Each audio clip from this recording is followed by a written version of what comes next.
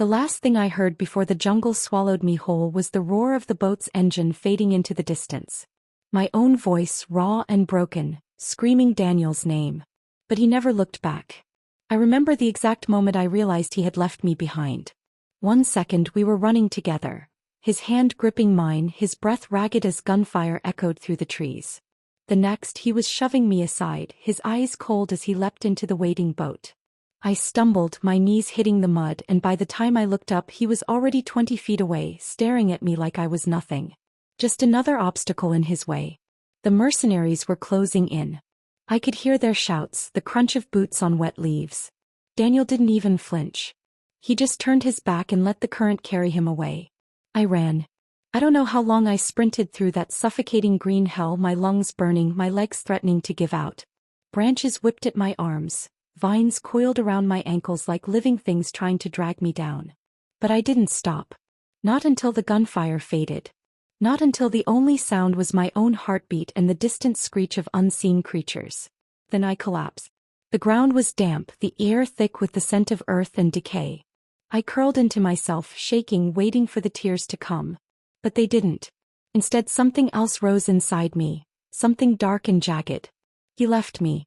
The realization hit me like a physical blow. Daniel Carter, the man I had loved, the man who had whispered promises of adventure and fortune, had chosen himself. I should have seen it sooner. The lies that led me here. It started with a map. Daniel had slid it across the table to me in that dimly lit bar in Cartagena, his grin sharp with excitement. "This," he said, tapping the faded parchment, "is the key to the lost temple of Tsunol. Gold. Jewels. Enough to live like kings." I should have known better. But I was desperate. For purpose, for escape, for something more than the empty life I'd been living. So when he leaned in, his voice dropping to that low, intoxicating whisper, I let myself believe him. "Come with me," he said. "I need someone I can trust." And like a fool I went. For months we prepared. Daniel had connections. Smugglers, guides, men with guns and no questions. He spun it like a grand adventure, but looking back the cracks were always there. The way his charm flickered when he thought I wasn't looking. The way his eyes darkened when someone challenged him. But I ignored it. Because when Daniel smiled at me, when he pulled me close and told me I was different from the others, I wanted to believe it. The jungle was nothing like I expected. It wasn't the romantic, wild paradise from stories. It was a living, breathing monster.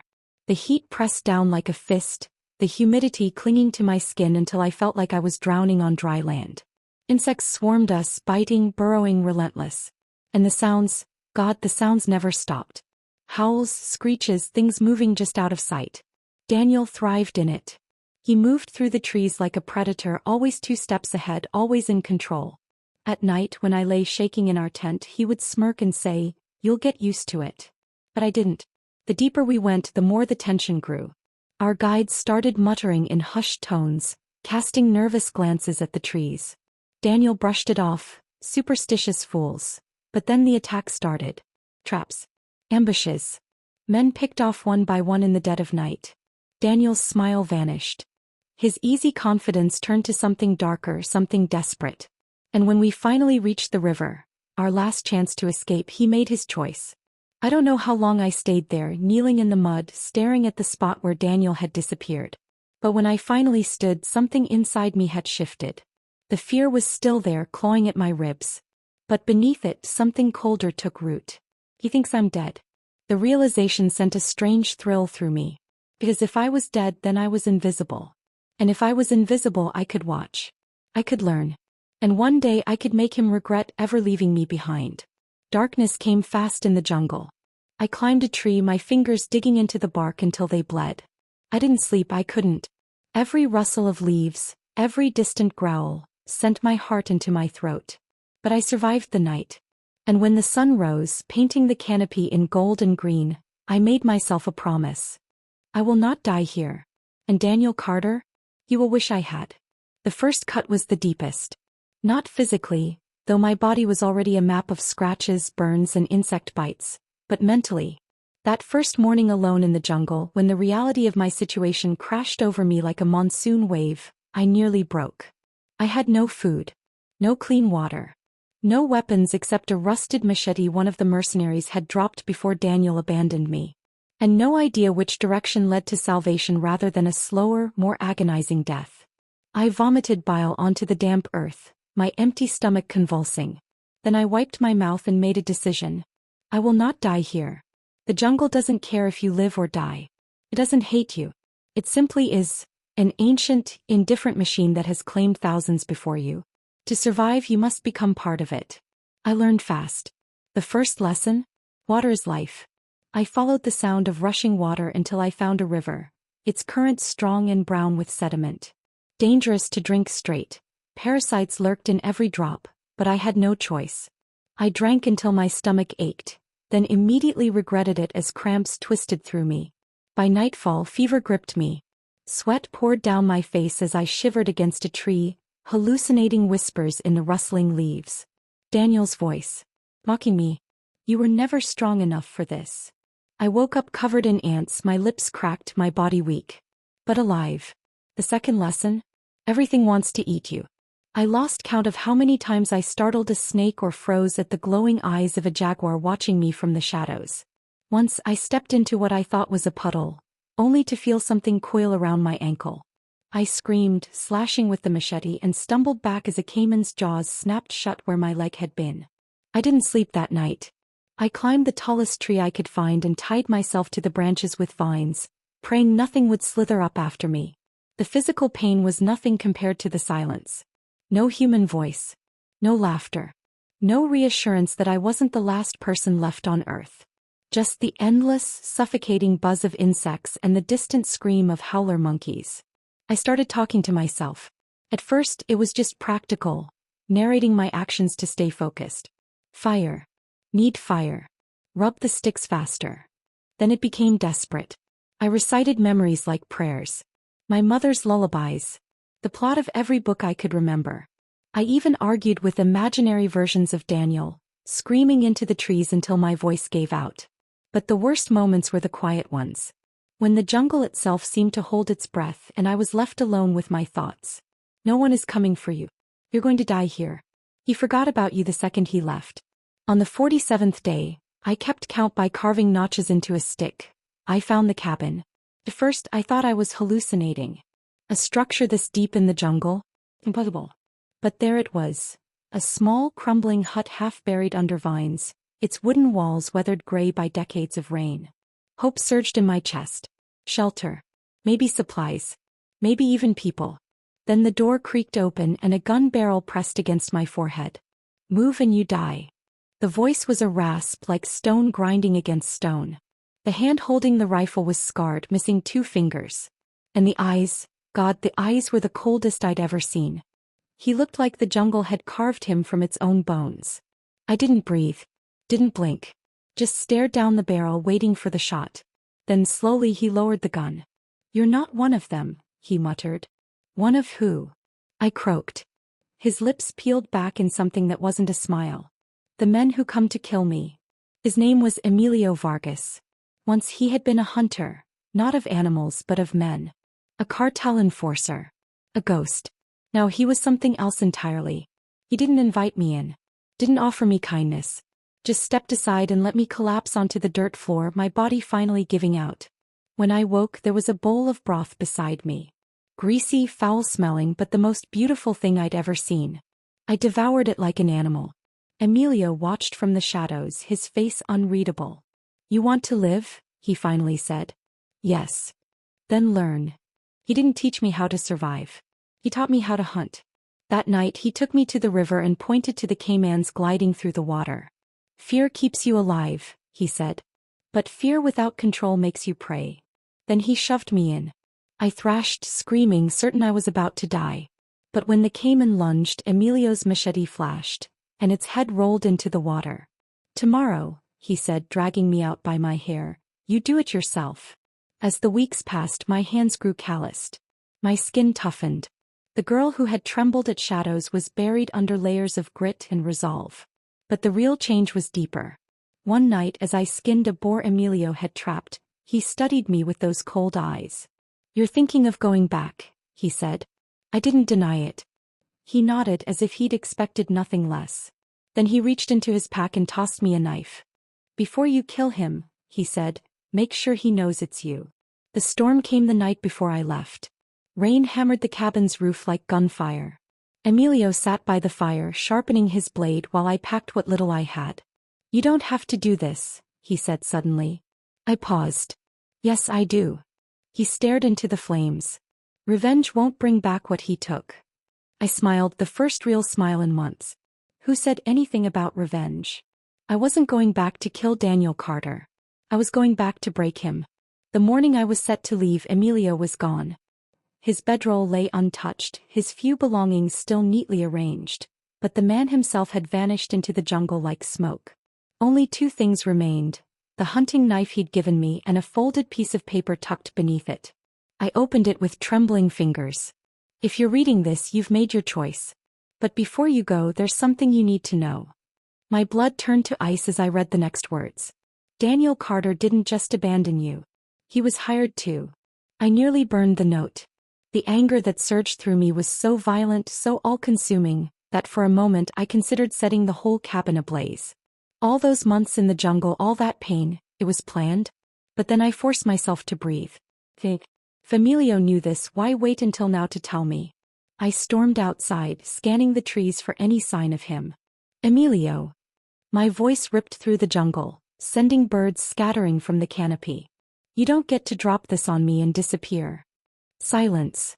Then, a flicker of movement. A shadow detaching itself from the trees. Emilio stepped into the clearing, his face unreadable. He told me everything over bitter coffee brewed from jungle roots. Years ago, a drug cartel had discovered the lost temple of Tsunol, not for its gold but for its location.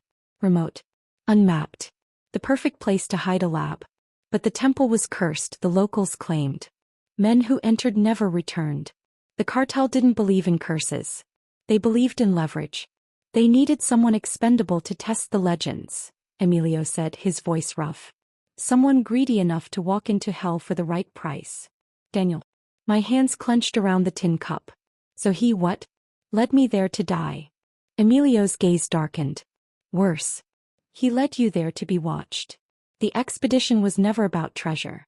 Daniel had been hired to bring back a test subject. Someone the cartel could study. To see how long it took the jungle to break them. To see if the temple's curse was real. And I had been the perfect candidate. No family.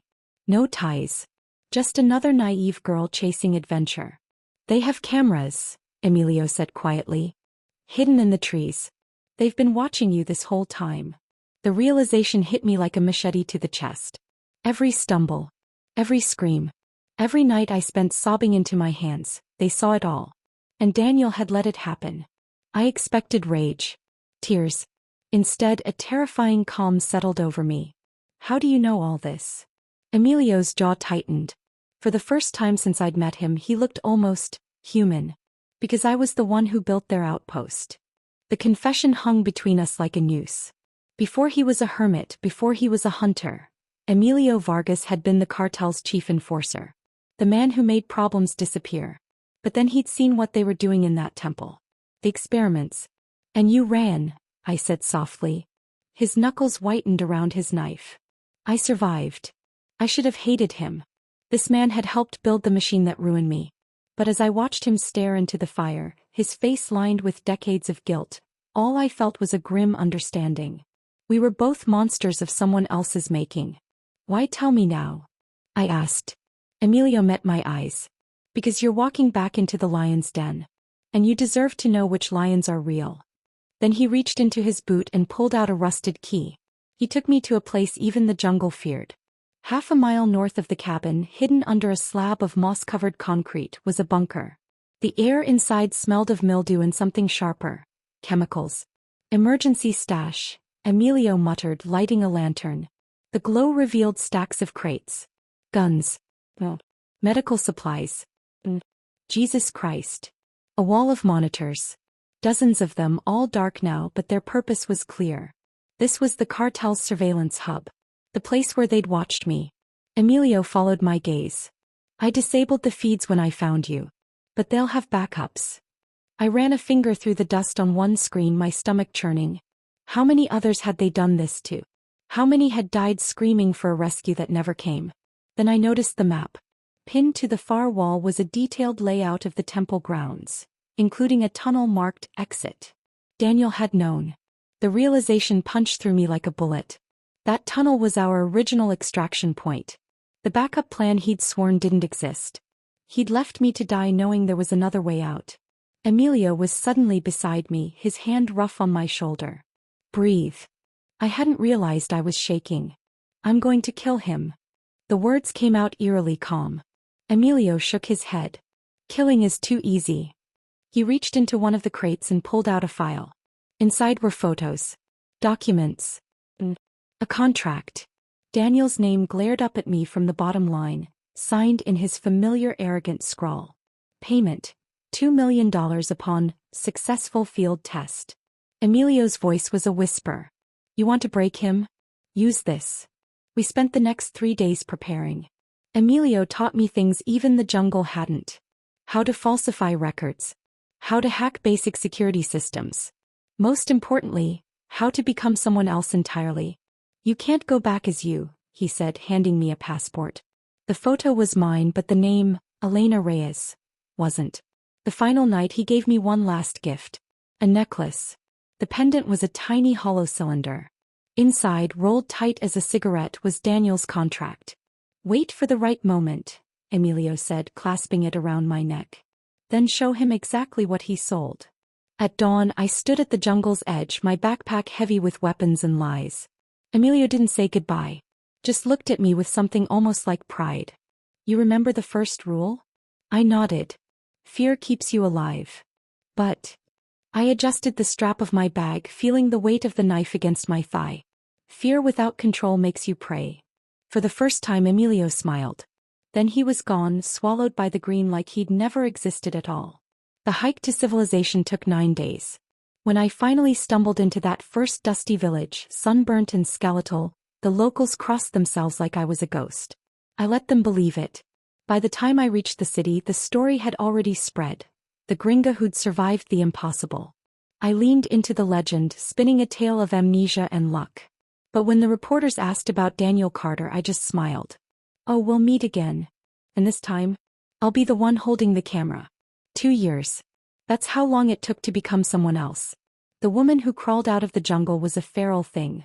All sharp bones and sharper eyes, flinching at loud noises, weighing every word before speaking. Elena Reyes had to be polished. Untouchable. A ghost in designer clothes. I started with the basics. My first night in a real bed, I didn't sleep. The mattress was too soft. The silence too complete. I ended up on the floor, curled into myself like I was still in the jungle, my fingers wrapped around Emilio's knife. The next morning I booked a penthouse suite, then demanded they remove the bed entirely. I slept on a pallet on the balcony for weeks, the city sounds below my new jungle chorus. The physical changes came harder. My hair, sun-bleached and ragged, had to be darkened back to its original chestnut. The stylist clucked over the damage as she worked, oblivious to the scars beneath. Too much time in the sun, I murmured, watching in the mirror as the girl who died in the jungle disappeared strand by strand. The weight was slower to return. My body, trained by starvation, resisted every calorie. I forced myself to eat anyway, tracking each pound gained like a soldier preparing for war. By month 6, my reflection no longer horrified me. By month 9, I barely recognized myself. Money opened doors. The cartel's emergency bunker had yielded more than secrets. It held numbered accounts, untraceable cash reserves. Enough to fund a new life. Enough to make people ask no questions. I hired tutors.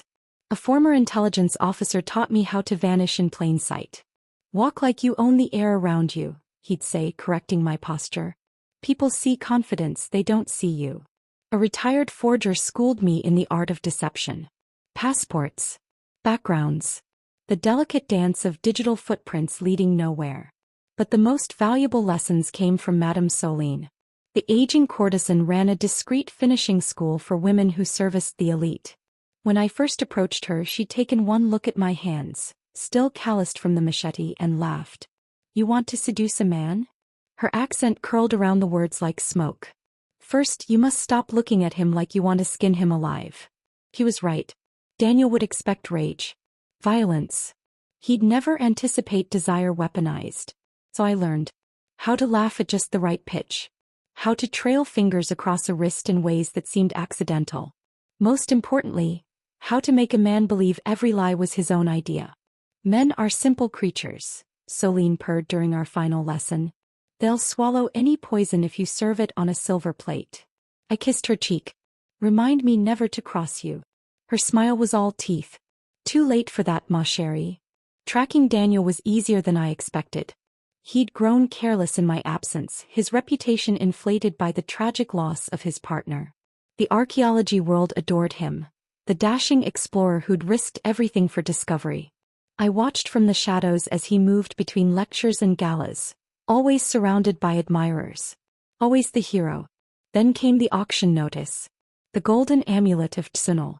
My breath caught. That amulet had been in my pack when Daniel abandoned me. Seeing it listed like some common artifact, like it hadn't cost lives, ignited something dark inside. I booked a ticket to Monaco that same hour. The auction house was all gilded edges and whispered deals. I wore emerald green, Daniel's favorite color on women, with the neckline just low enough to draw eyes but high enough to suggest taste. I felt him notice me before I saw him. That prickle on the back of the neck. The subtle shift in conversation. Then there he was. Daniel Carter hadn't changed. Still unfairly handsome, his tan suit tailored to perfection, that same easy smile that had once made my stomach flutter. Now it made my fingers twitch toward the knife strapped to my thigh. I let my gaze slide past him like he was just another guest. Waited. 3 minutes later, a cocktail appeared at my elbow. Forgive the presumption. His voice was exactly as I remembered, warm honey laced with arsenic. But you looked like someone who appreciates a good gin fizz. I turned slowly, letting recognition dawn. Letting my lips part just so. His pupils dilated. Do I know you? A furrow between his brows, genuine confusion. He didn't recognize me. Not yet. I took the glass, our fingers brushing. I don't believe we've met. A sip. A smile. Though I certainly know you, Mr. Carter. Your work on Mesoamerican trade routes was illuminating. The flattery was like tossing chum to a shark. Within minutes, he was guiding me through the gallery, his hand hovering at the small of my back. I let him explain each artifact like I hadn't nearly died for them. Let him lean close to point out details, his cologne, something expensive and woody washing over me. When we reached the amulet, his voice softened. This one's special. Oh. I traced the display case with one finger, directly over the spot where my blood had once smeared the gold. It's said to be cursed. His laugh was meant to charm. Though I don't believe in such things. I met his eyes. Do you believe in ghosts? Something flickered in his expression. Just for a second. Then it was gone. Only the kind that make for good stories. He offered his arm. Shall we view the next piece? I took it. Over the next month I let Daniel court me. Dinners at Michelin-starred restaurants where he'd wax poetic about the thrill of discovery. Private viewings at museums where his hands would linger just a second too long when helping me with my coat. I played my part perfectly, the intrigued heiress, the sophisticated admirer. And all the while I fed him just enough truth to hook deeper. Sometimes I dream of jungles, I confessed one night over cognac. His fingers tightened around his glass. Really? I swirled my drink, watching the liquid catch the light.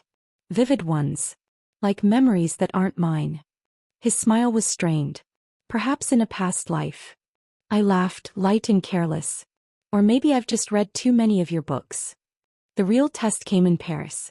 We were at his apartment after some tedious gala, the Eiffel Tower glittering beyond the windows.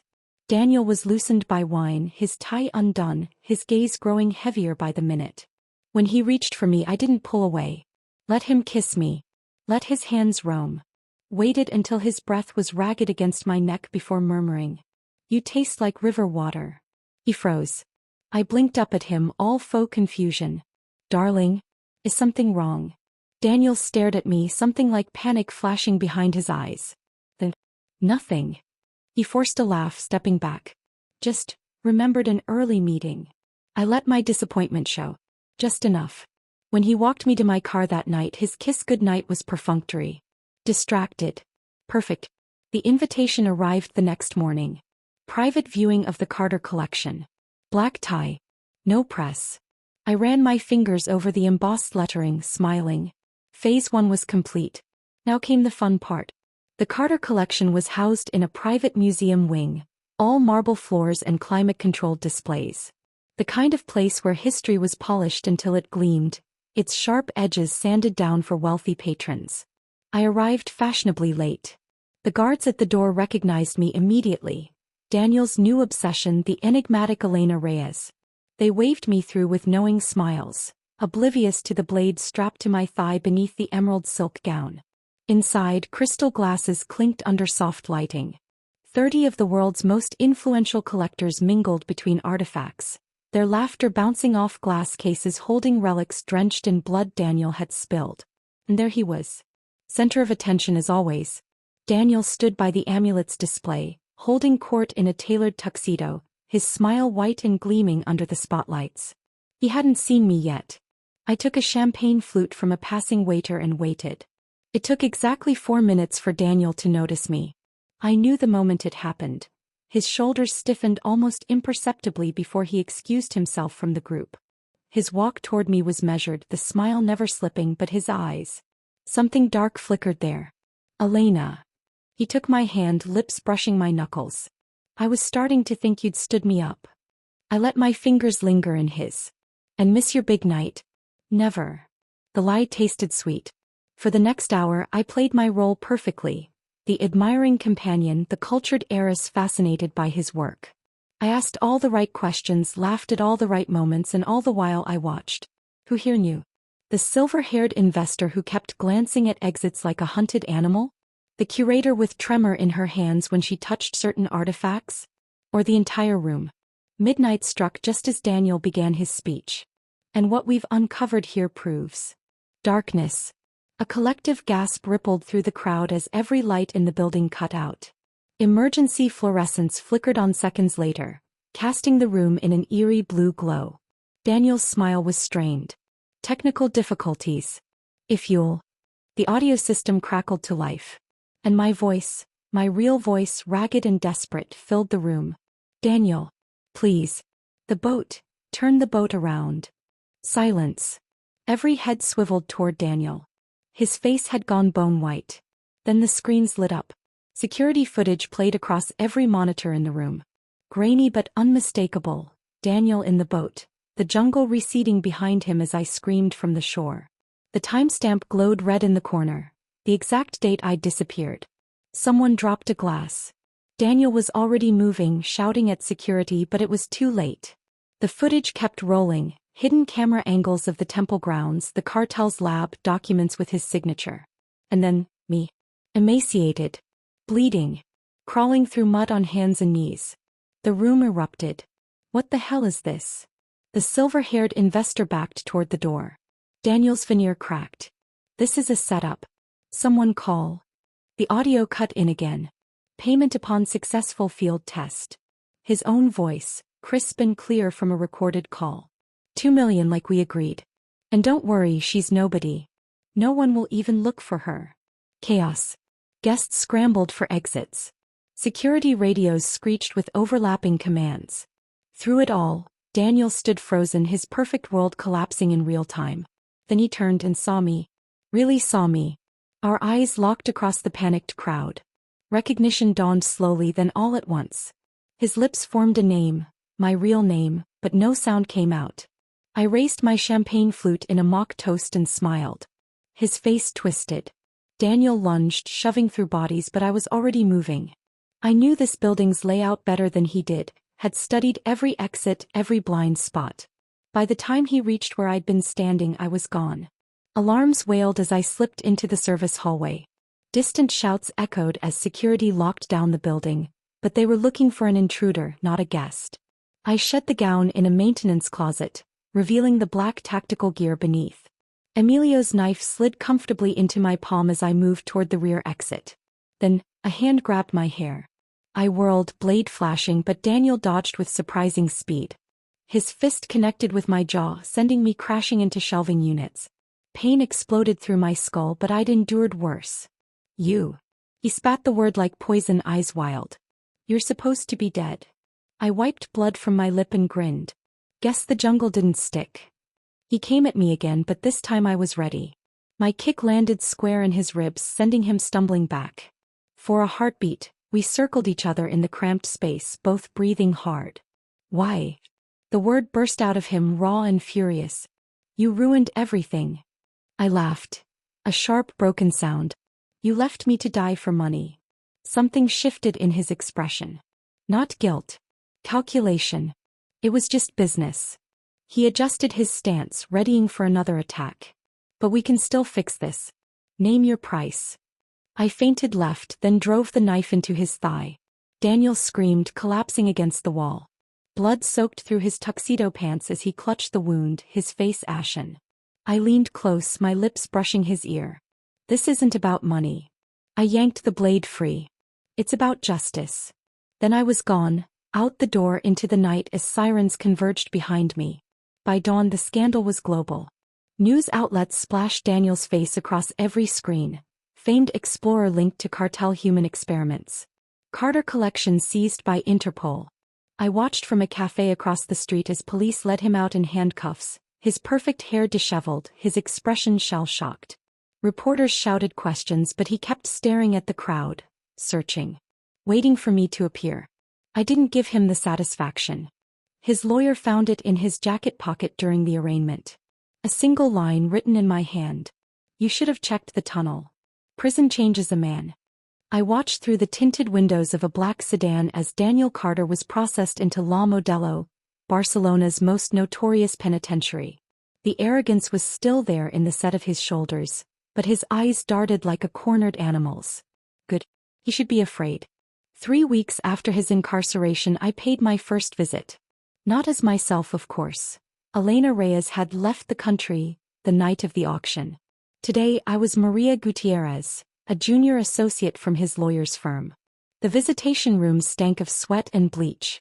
Daniel looked up as I entered, hope flashing across his face before it hardened into suspicion. You. His voice was raw, like he'd been screaming. What the hell do you want? I slid a manila envelope across the table. Thought you might like to see the news. Inside were press clippings. His assets frozen. His reputation in ashes. And most damning, a photo of the cartel's new head of security, Emilio Vargas, standing stone-faced beside a man I knew Daniel feared. His hands shook. This isn't possible. They're very upset about that contract going public. I leaned closer, dropping my voice to a whisper. Funny thing about cartels, they really hate being double-crossed. A guard banged on the glass. Time's up. As I stood, Daniel grabbed my wrist. Tell me what you want. I pried his fingers off one by one. Oh, Daniel, I sighed. I already got it. Prisoners have hierarchies. At the top, drug lords. At the bottom, those who cross them.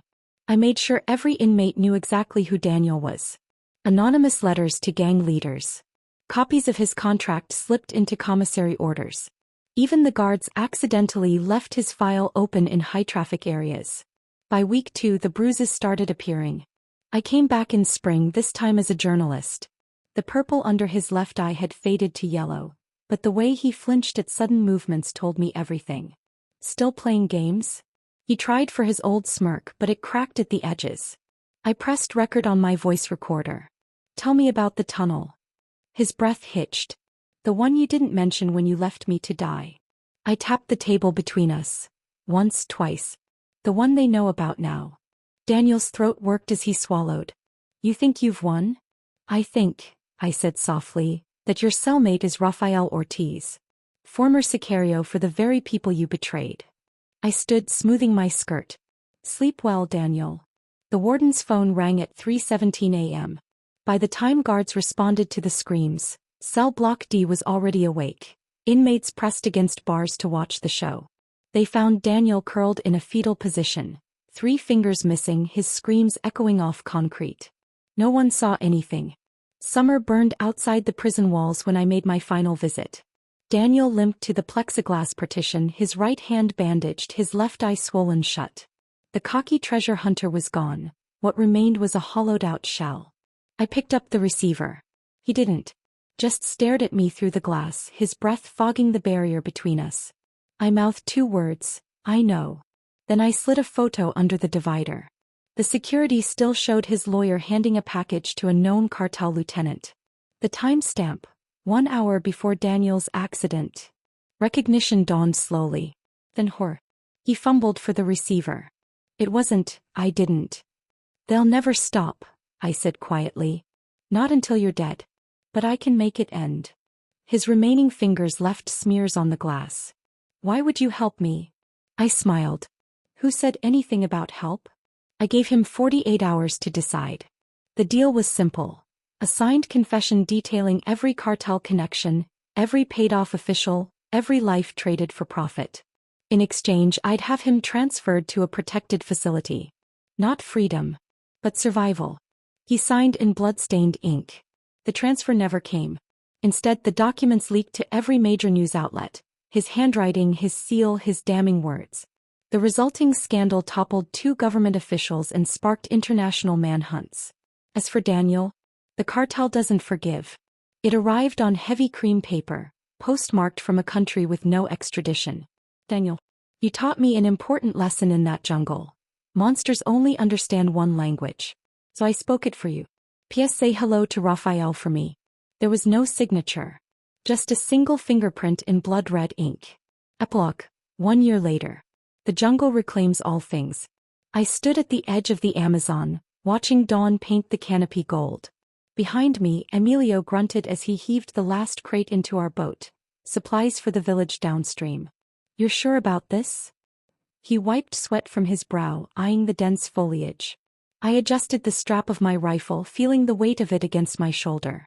Somewhere in those trees were more Daniels. More lost souls. More monsters pretending to be men. I smiled. "Let's go hunting." The end.